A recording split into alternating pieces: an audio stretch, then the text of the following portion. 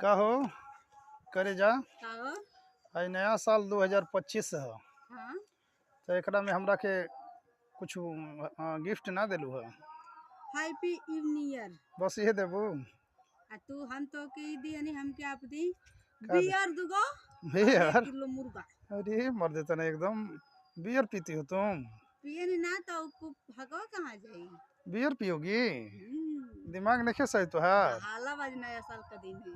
क्या करब नहाइब? ढाल ना ले लिए बनी। कौन सी के दहलबू? ढाला बाज हाँ तो मान जा, ई कुल काम नया साल के दिन ना कइल जाला। नए साल के दिन तो होला ही बियर पियर जाला। आ ऊ कमाओ कौन दिन होला? केवन कमा अरे वो है। घुप घुप हाँ घुप कब होला। तब चलो पहले उहे होले। चलो चली जा। सुना सुना है ना।